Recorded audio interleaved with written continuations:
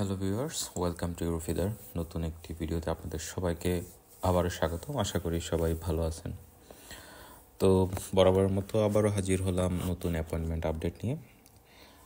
যারা doc submission মেলের আপডেটের জন্য অপেক্ষা করতেছেন তাদের সাথে আজকে অর্থাৎ 23 জুন 2024 প্রাপ্ত জার্মান এমবেসি কর্তৃক ডক সাবমিশন মেল নিয়ে বিস্তারিত আলোচনা করব। তো আজকে যারা অ্যাপয়েন্টমেন্ট পেয়েছেন তারা হচ্ছেন 2022 সালে যারা অ্যাপয়েন্টমেন্ট রেজিস্ট্রেশন করেছিলেন অগাস্ট মাসে, অর্থাৎ 2022 অগাস্টে যারা জার্মানি যাওয়ার জন্য অ্যাপয়েন্টমেন্টের জন্য রেজিস্ট্রেশন করেছিলেন তারাই আজকে ডক সাবমিশন মেল পেয়েছেন। অর্থাৎ তারা ডক সাবমিট করার পরে তারা ইন্টারভিউ মেল পাবেন। যারা এখানে নতুন, ডক সাবমিশন কি বা ডক মেল কি বা ডকুমেন্ট সাবমিশন মেল কি বোঝেন না, ডকুমেন্ট সাবমিশন মেল নিয়ে আমাদের একটি ভিডিও আছে, আপনারা সেখানে চাইলে দেখতে পারেন। তো চলুন বিস্তারিত দেখে নেওয়া যাক যে অগাস্টে কতজন অ্যাপ্লিক্যান্ট অ্যাপয়েন্টমেন্টের জন্য রেজিস্ট্রেশন করেছিলেন এবং কতজন ডকুমেন্ট সাবমিশন মেল রিসিভ করছেন। সো আমরা দেখতে পাচ্ছি অগাস্টে প্রায় 300-রও বেশি স্টুডেন্ট আছে যারা অ্যাপয়েন্টমেন্টের জন্য রেজিস্ট্রেশন করেছিলেন।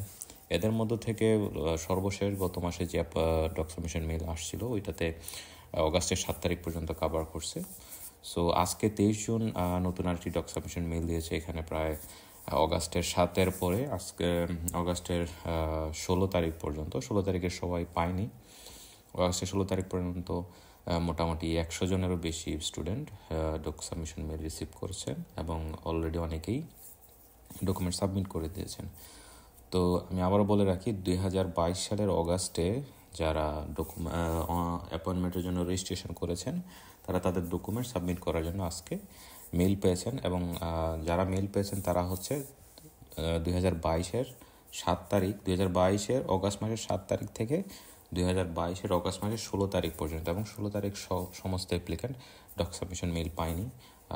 হয়তো নেক্সট ডক সাবমিশন মেলে তারা ইমেল পাবেন আশা করি নেক্সট মাসে, অর্থাৎ জুলাইয়ে মোটামুটি 100% শিওরই বলা যায় আরেকটি ডক সাবমিশন মেল পাবেন। মোটামুটি দেখতেছি এমবেসি একটু ভালোই কাজ করতেছে এবং খুব অল্প সময়ের ভিতরে তারা ভিসা ডিসিশন দিয়ে দিচ্ছে। কারো ক্ষেত্রে 1 সপ্তাহ, কারো ক্ষেত্রে 2 দিন, 3 দিনের ভিতরেও ভিসা ডিসিশন দিয়ে দিচ্ছে। সো আশা করি এভাবে এমবেসি তাদের কাজের ধারা অব্যাহত রাখলে যে ওয়েটিং পিরিয়ড যেরকম আছে 22, 23 বা 21 মাস সেটাতেই থাকবে, এর বেশি যাবে না। এর বেশি যাওয়াটাও ঠিক না, কারণ অনেক প্ল্যান করে এই টাইম ফ্রেমটা ধরে অনেকে ডক সাবমিশন করার জন্য বা অ্যাপয়েন্টমেন্ট ধরার জন্য আপনারা অ্যাপয়েন্টমেন্টের জন্য রেজিস্ট্রেশন করে থাকেন। সো আমরা আশা করি এমবেসি তার নির্দিষ্ট গতি ধরে রাখবে, খুব বেশি স্লো হবে না।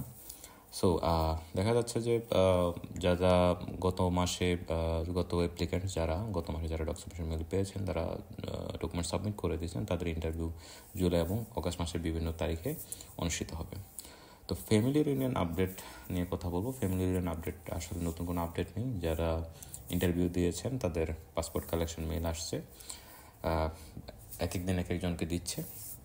নতুন কোনো ডক সাবমিশন মেল এখনও ফ্যামিলি রিউনিয়ন আসেনি। সর্বশেষ এসেছিল এপ্রিল মাসে এবং সেটা ডিসেম্বরের 6 তারিখ পর্যন্ত কভার করছিল 2022-এর। সো আশা করি নেক্সট মাসে বা এই মাসের শেষের দিকে ফ্যামিলি রিউনিয়ন যারা আছেন তারা হয়তো নতুন ডক সাবমিশন মেল রিসিভ করবেন। সো আবার বলে রাখি, যারা হচ্ছে গত মাসে অর্থাৎ মে মাসে যারা ডক সাবমিশন মেল পেয়েছেন তাদের ইন্টারভিউগুলো র্যান্ডমলি জুলাই এবং আগস্ট মাসে অনুষ্ঠিত হবে এবং অনেকের জুনের ডেট ছিল, যেহেতু জুন অলমোস্ট শেষ, তো তাদের অনেকেরই ডেট ছিল, অনেকে অলরেডি ইন্টারভিউতে ভিসাও পেয়ে গেছেন। সো বাকি যারা আছেন যাদের ইন্টারভিউ জুলাই এবং আগস্টে তাদের জন্য শুভকামনা। এবং ইন্টারভিউতে কী কী ডকুমেন্টস লাগবে, কীভাবে আপনি ইন্টারভিউর জন্য প্রিপারেশন নিতেন, এই সম্পর্কে আমাদের একটি ভিডিও আছে, দেখে নেবেন। তো পরবর্তী যে অ্যাপ্লিক্যান্ট যারা আছেন অগাস্টের 16 তারিখ থেকে সেপ্টেম্বরের 15 তারিখ পর্যন্ত মোটামুটি 1 মাসের, আমি অলওয়েজ বলি যে পুরো 1 মাসের যে অ্যাপ্লিক্যান্ট যারা থাকেন তারা আপনাদের ডকুমেন্টস রেডি থাকবেন। আপনি ডক সাবমিশন মেল পেলে তো সাবমিট করে দিবেন, আর যদি না পান পরেরটার জন্য রেডি থাকবেন। রেডি থাকতে হবে সব কিছু নিয়ে, যেমন block confirmation, university enrolment certificate, সব কিছু নিয়ে রেডি থাকতে হবে। সো আশা করি নেক্সট মাসে অগাস্টের বাকি যে অ্যাপ্লিক্যান্ট যারা আছেন 16 তারিখ থেকে তারা অগাস্টের শেষ পর্যন্ত কিংবা সেপ্টেম্বরের ফার্স্ট উইক বা সেকেন্ড উইক পর্যন্ত আশা করি বড় যদি একটি ডক সাবমিশন মেল দিই তাদের কাভার করবে। সেপ্টেম্বরে খুব বেশি অ্যাপ্লিকেন্টস নেই অগাস্টের মতো। সো সেপ্টেম্বরে যারা আছে তারা অবশ্যই আপনাদের ডকুমেন্টস আপ টু ডেট করে রাখবেন যাতে ডক সাবমিশন মেল পেলে দ্রুত জমা দিতে পারেন। এবং যারা সেপ্টেম্বর এবং অক্টোবর নভেম্বরের অ্যাপ্লিক্যান্টস আছেন তারা অবশ্যই হয়তো এখন আপনারা ইউনিভার্সিটিতে অ্যাপ্লাই করতেছেন, তো সময় নষ্ট না করে দ্রুত ইউনিভার্সিটিতে অ্যাপ্লাই করে অফার লেটার কালেক্ট করে রাখুন। এবং যারা এই মুহূর্তে প্ল্যান করতেছেন যে ভাইয়া অনেকে আপনারা কমেন্ট করেন যে আমি এখন যদি অ্যাপয়েন্টমেন্টের জন্য বুক করি তাহলে কোন সেমিস্টার ধরতে পারবো। এই ক্যালকুলেশনটা একটু জটিল, অনেক সময় বেশি ফাস্ট হয়ে যায়, একটু স্লো হয়ে যায়, তখন একটু উলট পালট হয়ে যায়। তো আমরা একটা সম্ভাব্য টাইম বলে দিই, সাজেশন দিই আপনাদেরকে। সেটা হচ্ছে এখন যারা অ্যাপয়েন্টমেন্ট নেবেন তারা মোটামুটি আশা করা যায় যে সামার 26 ধরতে পারবেন এবং উইন্টার 25-26-এর জন্য অ্যাপ্লাই করবেন, অফার লেটার নিয়ে রাখবেন, পারলে এনরোল হয়ে থাকবেন। অনেক সময় দেখা যায় যে এমবিসি একটু আগে ডক সাবমিশন দিলে তখন অনেকের হাতে অফার লেটার বা এনরোলমেন্ট সার্টিফিকেট থাকে না। এই জন্য আপনাদেরকে সবসময় সাজেস্ট করব যে আগের সেমিস্টারে আপনারা যে ধরেন আপনি আশা করতেছেন যে পরের উইন্টারে আপনি অ্যাপ্লাই করবেন বা অফার লেটার পাবেন, তো আপনি যদি দেখেন যে আপনার মাঝামাঝি অবস্থায় আছেন যে হয়তো উইন্টার মিস হয়ে যেতে পারে, ডক সাবমিশন মেল পাইলে অফার লেটার থাকবে না বা এরকম, তো এই ক্ষেত্রে আপনারা আগের সেমিস্টারে অফার লেটার কালেক্ট করে এনরোল হয়ে থাকার চেষ্টা করুন বা অফার লেটার হাতে রাখবেন, যাতে আপনার এই যে 22-23 মাস ওয়েট করার পরেও আপনার যাতে ডক সাবমিশন মেলটা মিস না হয়। এবং পাশাপাশি আপনাদেরকে আরেকটা ছোট্ট ইনফরমেশন দিয়ে রাখি, সেটা হচ্ছে 2025-এর যারা অ্যাপ্লিক্যান্ট আছেন, যারা 2025-এ জার্মানিতে যাবেন বা এমবাসি ফেস করবেন, আপনাদের ব্লক অ্যামাউন্টের পরিমাণ আগে থেকে বাড়ছে। সেটা হচ্ছে আগে ছিল 934 ইউরো, এখন সেটা 2025 থেকে 25 সামার থেকে সেটা বেড়ে প্রায় 991 হয়ে যাবে। সো এই নিয়ে আমি বিস্তারিত আরেকটি ভিডিওতে আলোচনা করব কী কী চেঞ্জ আসছে, ইউনিভার্সিটি পরিবর্তন এবং ব্লক অ্যামাউন্ট সম্পর্কিত আলাদা একটি ভিডিও আপনাদের সামনে নিয়ে হাজির হব। সো রাইট নাও হচ্ছে ওয়েটিং পিরিয়ড জার্মান এম্বাসিতে 21 থেকে 22 মাস ইনক্লুডিং ভিসা ডিসিশন, অর্থাৎ আপনার যেদিন আপনি অ্যাপয়েন্টমেন্টের জন্য রেজিস্ট্রেশন করছেন ওই দিন থেকে আপনার ভিসা হাতে পাওয়া পর্যন্ত আপনার টোটাল সময় লাগবে 21-22, এবং কারো ক্ষেত্রে সিটি ভেদে একটু ডিফারেন্ট হয়, অনেক অ্যাপ্লিকেন্টস ভেদে অনেক সময় একটু কম বেশি সময় লাগে। সো 23 মাসও হয়ে যায়। সো মোটামুটি এই ফ্রেমের ভিতরে এখনকার স্টুডেন্টরা ভিসা পাচ্ছে। সো যারা এখন অ্যাপয়েন্টমেন্টের জন্য রেজিস্ট্রেশন করবেন তারা এই পেপারটা মাথায় রাখবেন যে আমার এই পরিমাণ সময় লাগবে, সো আমি এই পরিমাণের সময়ের ভিতরে আমি নিজেকে প্রিপেয়ার করব। সো আমরা দেখে নিই 2022 এবং 23 সালে টোটাল অ্যাপ্লিক্যান্টস যারা আছে যে কী পরিমাণ স্টুডেন্ট অ্যাপয়েন্টমেন্টের জন্য রেজিস্ট্রেশন করছেন। সেটা হচ্ছে অগাস্টে এটা হচ্ছে সম্ভাব্য একটা ফিগার, সেটা আসলে 300 থেকে বেশি অগাস্টে, সেপ্টেম্বরে 129, অক্টোবরে 110, নভেম্বরে 95, ডিসেম্বরে 90, এবং আমরা দেখতে পাচ্ছি 2023-এর জানুয়ারিতে 145, ফেব্রুয়ারি থেকে পরবর্তী যে মাসগুলো একবার ডিসেম্বর পর্যন্ত আমরা দেখতে পাচ্ছি প্রতি মাসেই 200-রও বেশি স্টুডেন্ট আছে।